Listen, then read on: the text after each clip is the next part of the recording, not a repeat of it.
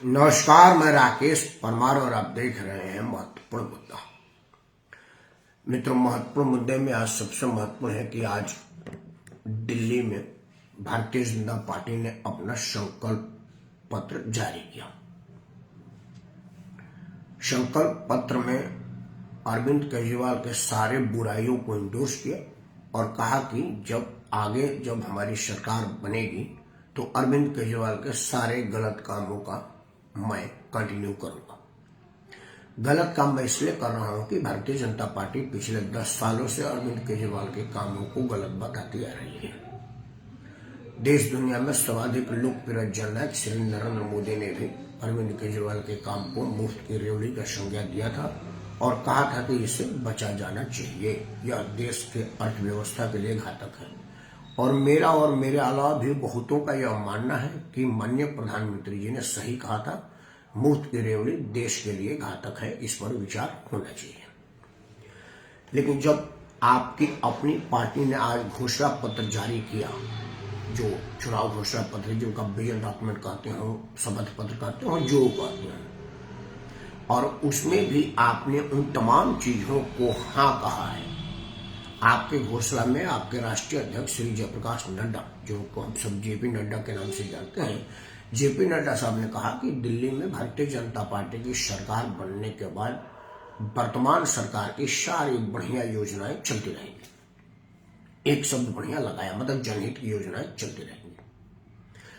Additionally आपने यह कहा है कि मैं और भी बहुत कुछ दूंगा, 2500 रुपया महिला को भत्ता दूंगा, 300 यूनिट बिजली दूंगा, वगैरह वगैरह। आदरणीय प्रेमनाथ दीदी जी को सादर प्रणाम। अब मेरा यह प्रश्न बनता है, आज केजरीवाल ने भी नाले पे दहला मारा। उसने पत्रकार वार्ता करके कहा कि प्रधानमंत्री जी आवे और यह कहें कि जो पहले उन्होंने कहा था वो गलत था, केजरीवाल सही है। फिर उसने कहा कि नरेंद्र मोदी ने कहा है कि केजरीवाल की सारी कामों को मैं करूंगा, तो फिर मैं ही क्यों नहीं करूंगा? जब केजरीवाल के काम कोई आप करेंगे तो केजरीवाल क्यों नहीं करेगा? हाँ दुर्गा सुभाषिवाल भाई, यहां पर केजरीवाल सही है। मैं आमतौर पर केजरीवाल के किसी भी योजना का, किसी भी राजनीति का इंडोर्स नहीं करता और मेरा मानना है कि अरविंद केजरीवाल जैसे लोगों को जिस तरह के नौटंकी की राजनीति केजरीवाल करते हैं, इन्हें राजनीति में होना ही नहीं चाहिए। लेकिन यहाँ पर अरविंद केजरीवाल अक्षरशः सही है। उसने कहा है कि भाई, जब हम दिल्ली के जनता से आप कह रहे हैं कि अरविंद केजरीवाल के वर्तमान योजनाओं को यथावत जारी रखा जाएगा, तो फिर अरविंद केजरीवाल को ही क्यों नहीं यथावत जारी रखा जाएगा? और वो यह सही भी कह रहे हैं, गलत कहाँ कह रहे हैं। मेरा मुद्दा यह नहीं है कि केजरीवाल की योजना को जारी रखा जाएगा या हटा दिया जाएगा या कौन आएगा।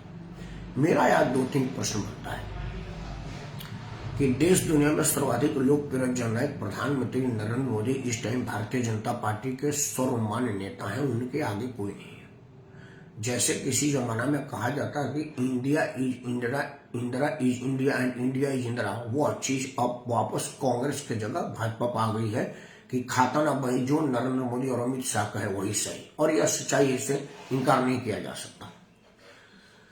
तो यह मानने का प्रश्न ही नहीं है कि दिल्ली राज्य का विजन डॉक्यूमेंट जारी करने से पहले नरेंद्र मोदी की सलाह नहीं ली गई होगी या बिना उनके पूछे विजन डॉक्यूमेंट जारी कर दिया गया, यह तो संभव ही नहीं है। तो अरविंद केजरीवाल के कामों को कंटिन्यू रखूंगा, यह बात मोदी जी के सामने गई होगी। तो मोदी जी को यह ख्याल नहीं आया होगा कि मैंने ही सार्वजनिक मंचों पर अरविंद केजरीवाल के सारे कामों की आलोचना की और तमाम इंटायर भारतीय जनता पार्टी ने आलोचना किया है। अब जो मेरा प्रश्न है कि वो क्या है, नहीं, मैं एक बड़ा प्रश्न, क्योंकि मैं हमेशा से महत्वपूर्ण मुद्दे पर बात रखता हूं।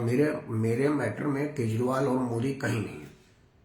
मेरे लिए राष्ट्र प्रथम है और सिर्फ राष्ट्र के हितों की बात करता हूं, इसीलिए मैं महत्वपूर्ण मुद्दा बात करता हूं। मेरा मुद्दा महत्वपूर्ण होता है, मेरे लिए मोदी और अरविंद केजरीवाल महत्वपूर्ण नहीं है। सवाल यह है कि अगर कांग्रेस कहती है कि मैं ये दूंगा, तो क्यों ना आंध्र प्रदेश में कांग्रेस दे करके दिखा देती है कि भाई ये लोग हिमाचल में दे के दिखा दे कि देखो जी, मैं 2500 रुपया जो दिल्ली में कहने जा रहा हूं, मेरे हिमाचल में देना शुरू कर दिया है, आंध्र प्रदेश में देना चालू कर दिया है। वही बात अरविंद केजरीवाल के साथ है, वो पंजाब में पहले दे पंजाब में तो महिला को 1000 रुपये का आज तक नहीं दिया, तो दिल्ली में कैसे देगा। दूसरी बात है, भारतीय जनता पार्टी जो 300 यूनिट बिजली देने की बात कर रही है, 500 रुपया गैस पर सब्सिडी देने की बात कर रही है, उसका पूर्ण समर्थन से उत्तर प्रदेश में सरकार चल रहा है। देश के आधे भाग में भारतीय जनता पार्टी का सरकार चल रहा है, तो वो उन राज्यों में देना शुरू करे और कहे कि देखो यूपी में चल रहा है, वो उत्तराखंड में चल रहा है, बिहार में चल रहा है, महाराष्ट्र में चल रहा है, जहां जहां भाजपा की सरकारें वहां वहां ये सब चीजें अब मैंने लागू कर दिया है, और दिल्ली की जनता ऑटोमेटिकली वोट दे देगी, उसमें कहने की जरूरत ही नहीं है।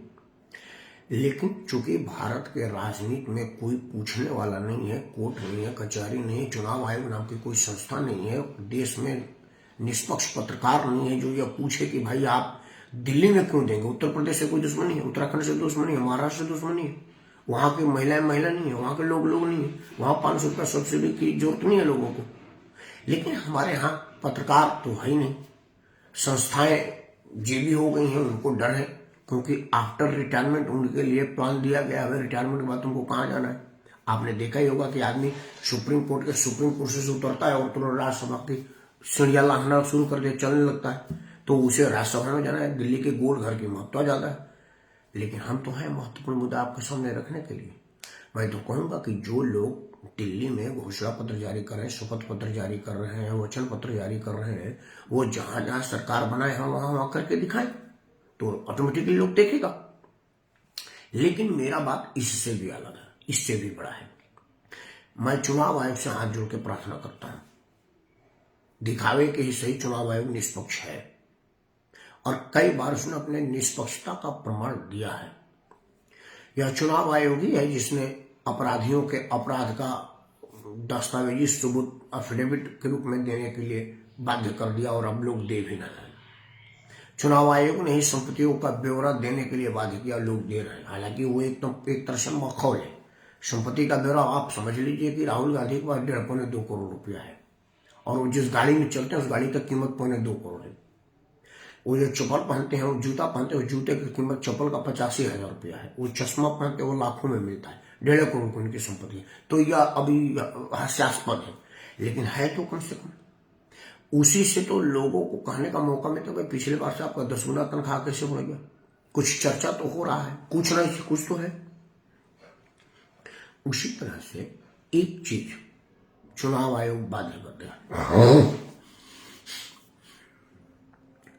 कि हर राजनीतिक दल एफिडेविट दे, अखबारों में इश्तहार दे, और हर घर में हैंडबिल छपवा करके दे कि जो वो बातें कह रही है उसका आधार क्या, वो कैसे पूरा करेगी।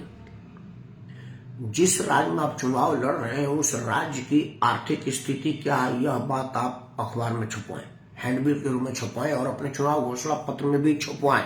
जब चुनाव घोषणा पत्र छप रहे हैं, हाँ पुण्य पांडे जी नमस्कार, चुनाव घोषणा पत्र जब आप या शपथ पत्र वचन पत्र जो आप छाप रहे हैं कि ये देंगे ये देंगे ये देंगे, तो आप एक पन्ने पर, जैसे संविधान की कॉपी होता है, एक पन्ने पर अंग्रेजी में लिखा होता है, उसके सामने वाले पन्ने पर हिंदी में लिखा होता है, ताकि जो हिंदी पढ़ना चाहे हिंदी पढ़ा, अंग्रेजी पढ़ना चाहे। तो आपने क्या करना है, डेबो की तरह से, जिस तरह से अकाउंट का डेबो होता है ना, बाएं तरफ पैसा आने का होता है और दाएं तरफ पैसा जाने का होता है, और नीचे बैलेंस बनाया जाता है।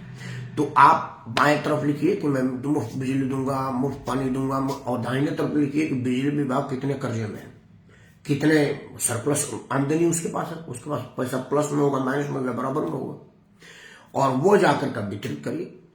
तो देश की जनता ये जानेगी कि भाई बिजली विभाग जिस पर पहले से ही सैकड़ों हजारों करोड़ रुपया का कर्ज है, तो और मुफ्त में देगा तो पैसा आएगा कहां से। लिखेगा ना नीचे, मैं दिल्ली के जनता को पानी मुफ्त दूंगा, तो जब दूसरे दाएं है साल पेज पर लिखा जाएगा कि दिल्ली जल बोर्ड को अगर 3-4 बार बेचा जाए, बार बार बारी बारी से, तब भी उसके वो पूरे कर्जे नहीं ऊपर पाएंगे जितना कर्जे के अंदर दिल्ली जल बोर्ड है। तो कम से कम दिल्ली की जनता यह सोचेगी कि भाई जिस जल बोर्ड के पास इतना कर्जा है कि अगर उसका ईंट बेच दी जाए तब भी कर्जा नहीं पटेगा, तो फिर ये मुफ्त की पानी क्यों दे रहा है और कहां से दे रहा है। यही बात और क्यों एक चीज और लागू कर दिया जाए, चुनाव आयोग यह पैदा कर दे कि भाई देखिए, जब आप सत्ता में आए थे तो अर्थव्यवस्था की स्थिति क्या था। क्योंकि ये जो नेता लोग आते हैं, जैसे मान लीजिए कि अभी जो नेता चुनाव हार गए हैं, उनका बंगला खाली कर लिया गया। मेरे 50 लोग जानने वाले हैं, जिन लोगों को मैं जानता था, उनका कमरा खाली हो गया है। अब उस कमरे में दूसरे लोग रह रहे हैं। तो जब एक कमरा खाली करते हैं, दिल्ली की बात करता हूं, तो सीपीडब्ल्यूडी के पास एक सूची आती है। जब सीपीडब्ल्यूडी कमरा हैंड ओवर करता है तो उसके पास आता है कि भाई आपके 4 कमरे थे, 3 में एसी था, 1.5 टन का इसमें था, 2 टन का इसमें था, इसी स्थिति में था, ये कूलर थे, इतने पंखे थे, इतने सोफे थे, इतने बेड थे, इतना, वो सारी चीजें सूचीबद्ध लिस्ट होती है। और जब आप कमरा हैंड ओवर करने जाते हैं तो वो चार्ट से सीपीडब्ल्यूडी टैली करता है। उसी में से तो अखिलेश यादव ने टोटी का घोटाला किया था, टोटी उखाड़ के ले गया था। और टाइल आप सबने सुना होगा कि भाई अखिलेश यादव टोटी उखाड़ के लेके चला गया था, और पहले से टोटी थी, जिससे उसको टोटी चोर कहते हैं। मैं हल्का आदमी नहीं हूं, इसलिए हल्की बात नहीं करता हूं। मैं आपको एक एग्जाम्पल के दे रहा हूं कि भाई वो सीपीडब्ल्यूडी सूचीबद्ध करती है। तो जब एक मामूली फ्लैट का, कोठी का सूचीबद्ध किया जाता है कि भाई कितना एसी है, कितना बेडशीट है, तो पूरे राज्य की सूचीबद्ध भी होनी चाहिए कि भाई जो आम आदमी पार्टी ने कांग्रेस के शीला दीक्षित से सरकार हैंड ओवर किया था, तो दिल्ली सरकार का बजट कितना था, सरप्लस कितना था, कैश इन हैंड कितना था, बैंक में कितना था, टैक्स वसूली कितना था, टैक्स डिफिसिट कितना था, खर्च कितना था, ये सब चीजें कलम बंद करके सार्वजनिक कर दिया जाए। हैंड ओवर करने के साथ एक हैंडबिल छप जाए कि मैं शीला दीक्षित अरविंद केजरीवाल को सरकार हैंड ओवर कर रही है, इतना 1000 करोड़ रुपया सरप्लस है, इतना 1000 करोड़ रुपया का कर्जा है, ये डिपार्टमेंट इतने कर्जे में है, इतने प्लस में है, इतने माइनस में, इतना बराबर में है, हमारा जो टैक्स वसूली है वो इतना 1000 करोड़ रुपया हो जाता है, और खर्चा इतना 1000 करोड़ रुपया हो जाता है, इतना घाटे में आ रही है, फायदे में आ रहा है, इतना हमने नेताओं पर खर्च करना है, इतना हमने ये खर्च का ब्यौरा छप जाए। और उसके बाद सरकार, जब ये अरविंद केजरीवाल की सरकार अब की बार जाएगी 2025 में, जिसके पूरे संभावना है, तो फिर अरविंद केजरीवाल जब सरकार छोड़ने लगे तो वो कागज फिर लिखा के दें, तो एक स्वायत्त संस्था और चुनाव आयोग, सुप्रीम कोर्ट जैसी कोई चीज जो उससे पूछे कि जब शीला जी साहब सरकार लिए थे तो आप इतना 1000 करोड़ रुपया का बजट था, अभी घाटे में हुआ तो क्यों हुआ, आपने कहाँ खर्चा किया, किस मद में खर्चा किया, क्या आपने टैक्स वसूली में कम की, या टैक्स वसूली से ज्यादा आपने खर्चा कर दिया। यह एक ब्यौरा और विवरण होना चाहिए, ताकि देश की जनता को यह समझने में आसानी हो कि भाई केजरीवाल ने जब शीला दीक्षित से सरकार हैंड ओवर लिया था तो इतना बजट था, और जब जा रहे थे इतना घाटे में या मुनाफे में है। अगर घाटे में है तो वो बताए कि भाई क्यों घाटा में है, तो बताएगा कि भाई मैं मुफ्त की बिजली दिया था, मुफ्त की बस यात्रा दिया था, मुफ्त की पानी दे, इसलिए खर्चा में। तो पब्लिक उसे पूछेगी जब तेरे पास पैसा नहीं था तो मुफ्त में क्यों दिया था, वाहवाही करने के लिए। बजट सरकार का होता है, टैक्स जनता का होता है, और वोट तेरे को मिलता है, मौज तू करता है। तो यह अकाउंटेबिलिटी हो तो चुनाव आयोग को कुछ चीजें सुधार करने की जरूरत है। मुझे मालूम है कि आप एक दिन में नहीं करेंगे, लेकिन पहले शपथ पत्र कहाँ लिया जाता था चुनाव लड़ने वालों से, वो अपराधी है ये बात कहाँ पूछा जाता था, लेकिन आपने पूछा ना जन दबाव में, तो ये भी अब जब दबाव लगेगा, क्योंकि अब लोगों की बेचैनी बढ़ने लगी है। अब पढ़े लिखे और अनपढ़ लोग भी यह समझने लगे हैं कि भाई अब सब जब मुफ्त में देंगे तो मैं किसको वोट दूं। दिल्ली की जनता, हम सामाजिक लोग हैं, जैसे आ जाए तो मैं 2-3 चैनलों पर था, तो लोगों ने कहा कि भाई अगर केजरीवाल भी उतना ही दे रहा है, कांग्रेस भी उतना दे रहा है, भाजपा तो किसको वोट दिया जाए। कोई पूछ रहा है कि भाई देखिए भाजपा का गारंटी मतलब गारंटी मोदी की गारंटी, पक्का गारंटी, केजरीवाल का गारंटी मतलब नौटंकी गारंटी, और कांग्रेस का तो कोई मतलब इसमें तो आएगी नहीं, तो 5000 बोलने क्या फर्क पड़ता है। मतलब पैसा मेरा है, पैसा प्रेमनंदन द्विवेदी जी का है, पैसा कमलेश तिवारी का है, पैसा दिल्ली की जनता का है, देश की जनता का है। और भरोसा मोदी और केजरीवाल पर है कि कौन ज्यादा भरोसेमंद है, पैसा मेरा और नाम तेरा।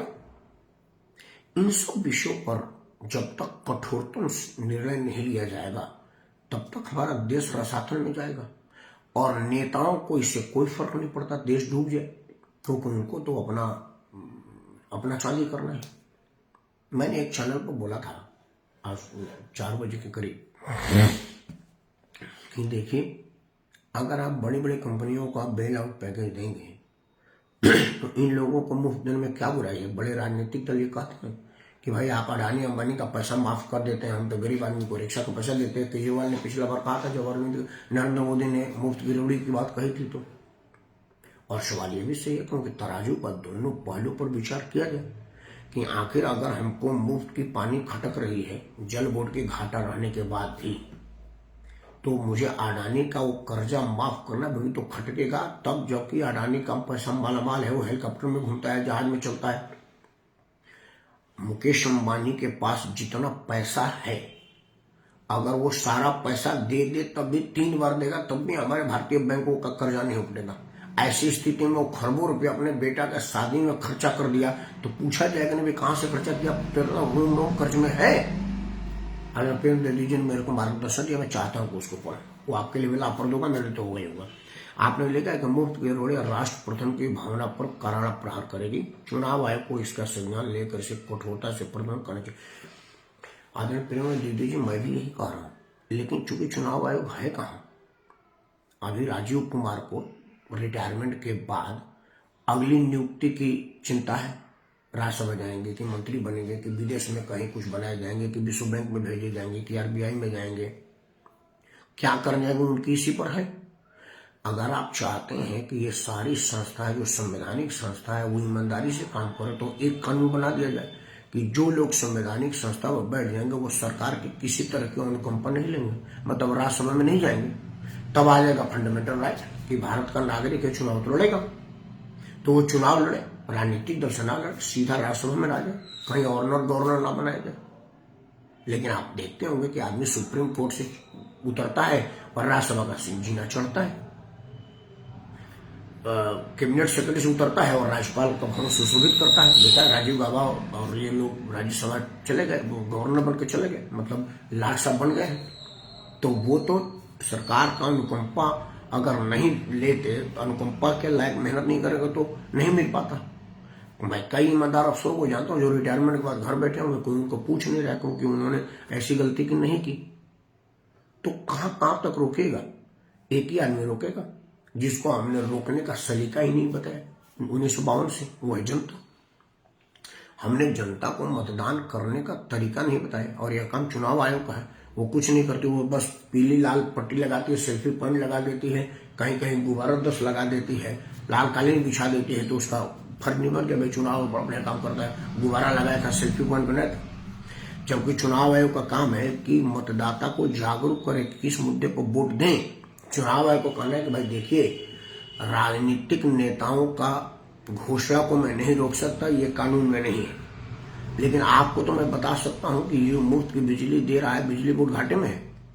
आपको जानकर के आश्चर्य होगा, कई लोगों को तो पता भी नहीं होगा कि जो दिल्ली सरकार अभी भी सारी योजनाएं मुफ्त में और बढ़ा रही है, पहले 500 की थी, अब 2100 रुपया करने जा रहे हैं महिला को, वो दिल्ली सरकार के मुख्यमंत्री, कार्यवाहक मुख्यमंत्री या खड़ाऊ मुख्यमंत्री आतिशी ने केंद्र सरकार से 10,000 करोड़ रुपया मांगा था चुनाव कराने के लिए। कहा था कि मेरे पास फंड नहीं है चुनाव कराने का, हमको 10,000 करोड़ दिया जाए। मतलब जो आदमी के पास कर्मचारी को चुनाव में खर्च करने का पैसा नहीं है, वो करे तो अब अगला बार मैं 2100 रुपया में ज्यादा दूंगी, कहां से दूंगी जबकि चुनाव लड़ने का पैसा नहीं। आपने सुना होगा पंजाब में मुफ्त की रेवड़ी की बात की थी, सरकार बनते ही मुख्यमंत्री आया था, बोला था कि 50,000 रुपया हमको दीजिए, हमारे पास पैसा नहीं है। ऐसी स्थिति कितना हास्यास्पद, ये भारत में संभव है कि हमारे पास 1 रुपया नहीं है और मैं 1,000 करोड़ का खर्चा बता देता हूं। हंसी आई थी ना कि एक आदमी ने सर कलम करने का अनाउंस किया था कि 1 करोड़ रुपया देंगे, उसका बैंक में पता चला तो 600 रुपया उसके बैंक में था। हमारे लिए कोई उसके कहने पर गर्दन काट देता तो रुपया कहां से दे पाता। तो कुछ मालूम है कि हमारा बैंक कोई चेक करने वाला नहीं है। बात लंबा करने से वीडियो की वैल्यू कम होगी, ड्यूरेशन बढ़ जाएगा। 3 बातें कह के अंतिम वीडियो बंद कर रहे हैं। पहला कि राजनीति में सूझता है नहीं और देश हित की भावना कतई नहीं तो देश हित की भावना होती तो मुफ्त ही नहीं चलता। और भारतीय जनता पार्टी क्या करे, लगातार 3 बार से सत्ता से महरूम रह रही है दिल्ली में, और उसने यही जोर तो लगाया, उसके गणितज्ञों ने ही बताया कि भाई देखो मुफ्त की योजना की वजह से केजरीवाल चुनाव जीत जा रहा है सारी बुराइयों के बाद भी, तो तुम भी लोहे को लोहे से ही काटो, तब जाकर के मोदी दब गए होंगे कि भाई चलिए क्या करेगा, लोहा से लोहा काटना, एक बार सरकार हाथ में आवे तब जाकर के दिल्ली की जनता को कुछ बढ़िया देंगे, कुछ मुफ्त देंगे तो कुछ बढ़िया भी देंगे, धीरे धीरे इसको कम करेंगे। मुझे लग रहा है कि नरेंद्र मोदी का सोच यही रहा होगा। लेकिन तब भी आप लोहे से लोहे को काट रहे हैं, यह गलत नहीं है। आपको अपने रास्ते से लोहे को काटना चाहिए था, ईमानदारी से काटना चाहिए था। दूसरी बात की चुनाव आयोग पर जन दबाव बनाया जाए कि भाई आप चुनाव में भाग लेने वाले राजनीतिक पार्टी को ये बोलिए कि जो योजना आप लागू कर रहे हैं उसको पूरा करने का आधार क्या है, और आप अपने घोषणा पत्र में राज्य की स्थिति का ब्यौरा दीजिए कि मैं पानी मुफ्त दूंगा, जल बोर्ड की आर्थिक स्थिति क्या है, बिजली मुफ्त दूंगा, बिजली विभाग को कितने रुपए का कर्जा है, बस में मुफ्त यात्रा कराऊंगा तो डीटीसी की स्थिति कितनी है। और तीसरा और अंतिम प्रयास कि भाई जब कोई सरकार बदले तो सरकार का एक बैलेंस शीट सार्वजनिक हो। सरकार शपथ लेने के पहले एक अधिकारी आवे और बोले कि मैं प्रमुख सचिव दिल्ली सरकार पिछली सरकार की बैलेंस शीट घोषणा करता हूं, जाने वाली सरकार ने यह बजट छोड़ करके गई है, टैक्स वसूली इतना रुपया होता था, खर्चा इतना रुपया होता था, यह इन मदों में होता था। और नई सरकार शपथ ले और जब ये शपथ अगले सरकार जो बदले तो यह बताए कि भाई यह बैलेंस शीट मैंने लिया था और यह मैंने दिया है, तो देश की जनता को तुलनात्मक अध्ययन आ जाएगा कि भाई आपने 1000 करोड़ का बैलेंस लिया था और अभी 500 करोड़ है, मतलब बाकी पैसा कहाँ गया। यह जब सब विचार होगा और इस तरह घोषणा तो हो सकता है नेताओं पर कुछ नैतिक दबाव बने और कुछ जनता जो पढ़े लिखे वो ये समझे कि जब कर्जे में हो तो मुफ्त में कहां से दोगे, तभी जाकर के देश की अर्थव्यवस्था मजबूत होगी और देश मजबूत होगा। नहीं तो नेता अपने लाभ के लिए, चुनाव के फायदे के लिए देश को रसातल में भेज देंगे। श्रीलंका और कई देश इसका उदाहरण है। तो श्रीलंका को तो हमने संभाल लिया, दुनिया को और देशों ने संभाल लिया, हमको कौन संभालेगा? 150 करोड़ हम हैं, 150 करोड़ लोगों को कौन संभालेगा? विचार जरूर करिएगा। अगर लगता है कि मैंने बात सही कहा है तो आपसे हाथ जोड़ के प्रार्थना है कि सबसे पहले तो आप इस वीडियो को लाइक करें, चैनल को सब्सक्राइब करें और इसे अपने सभी समूहों में साझा करें, क्योंकि जब कोई समस्या साझा की जाती है तो वो लोगों तक पहुंचती है और लोगों तक पहुंचती है तो उसका समाधान ढूंढ के लाती है। एक दिन में हर किसी भी समस्या का समाधान नहीं निकलेगा, लेकिन एक दिन जरूर निकलेगा। उसी उम्मीद और उसी दिन के इंतजार में मैं राकेश परवार आप सबको स्वागत प्रणाम करता हूँ। जय हिंद, वंदे मातरम और भारतीय लोकतंत्र की जय, भारतीय अर्थव्यवस्था की उदय और भारत की जय।